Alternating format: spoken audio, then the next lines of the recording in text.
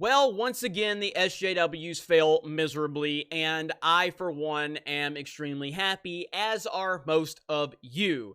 Joker, the movie that the lunatic far left and the SJWs lost their minds over, is now going to become the most profitable comic book ever, already is, and it's going to become a billion-dollar film very soon, and it deserves every single penny. And I'm loving it because anything that upsets these people, anything that offends these people, anything that bothers these people is almost always certainly good quality content. And anything that these people are preaching about and telling you that you need to go see is almost certainly always dog shit. Ghostbusters 2016, The Last Jedi, Terminator Woke Fate, Watchmen on HBO, Captain Marvel. Like, it's just unbelievable how much their taste in entertainment is objectively terrible.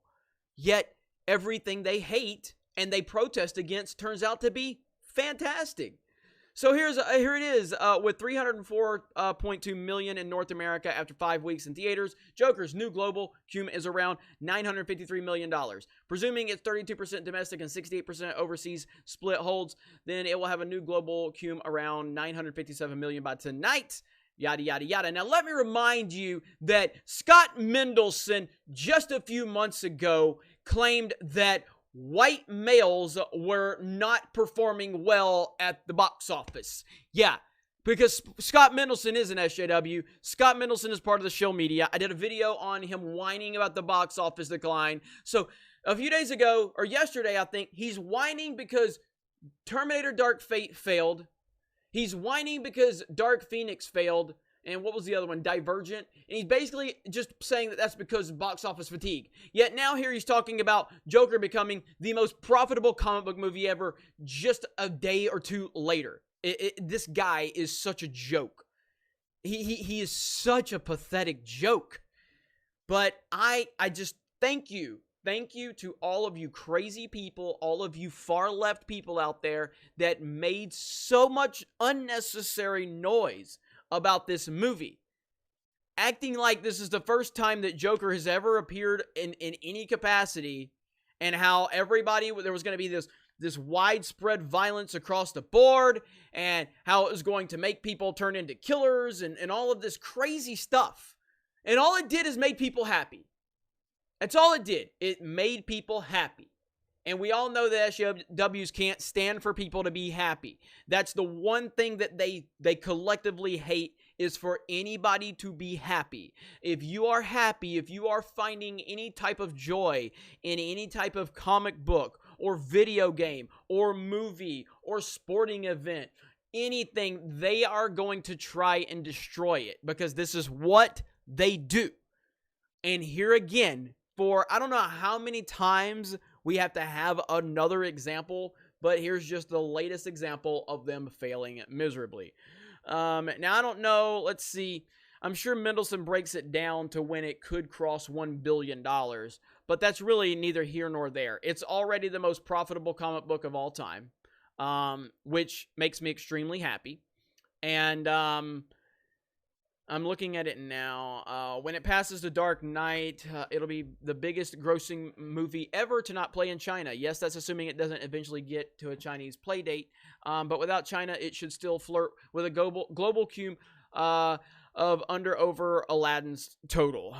So we're looking at it right there. And I really think it's definitely going to hit $1 billion. And we're all going to celebrate if it hits $1 billion, and rightfully so. I mean, again, you have to go back, and this is the thing, that all of these stupid people made up all of this stupid nonsense around this movie. And do you know where they're at now? They're not saying anything. They're done. They've moved on, because there's no accountability for these people. They're not held accountable for the stupid things they say. Mendelson's not held accountable. Why isn't Mendelson held accountable for the fact that he said white males are not performing well at the box office? Leading white males movies are not performing well. What the hell is wrong with you, Mendelson? Seriously. But these people are never held accountable. All these people that claim that Joker was so dangerous to society and They just never get held accountable. They just make all these radical claims, and then when none of the radical claims come true and they're proven wrong time and time again, they just move on to make the next radical claim. It's laughable. But anyway, that's where we're at. Congratulations to Todd Phillips, Joaquin Phoenix on a fantastic film, a masterpiece of a film.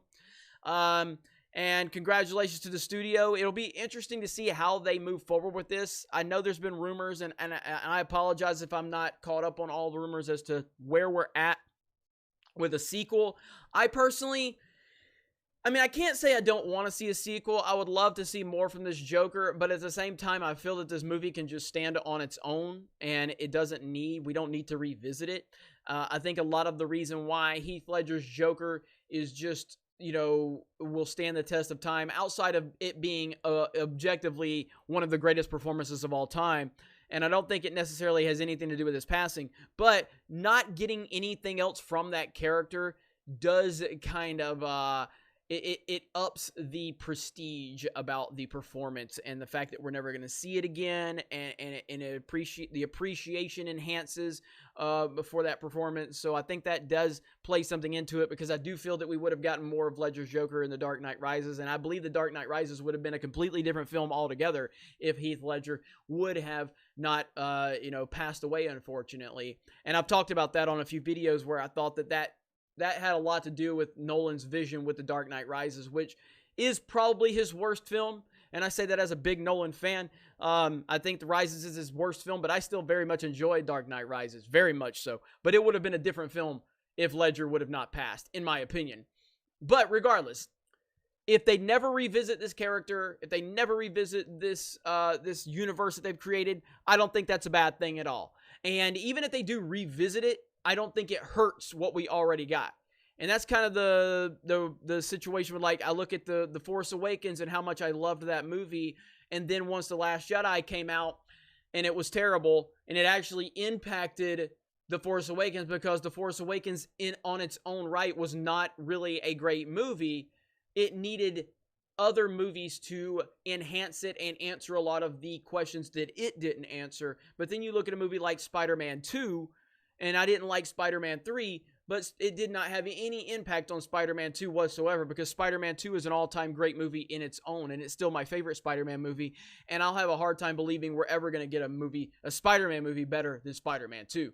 Long live Tobey Maguire, baby. Anyway, let me know your thoughts in the comments below. Have a great day. Thank you very much for checking out this video, and we will talk to you later.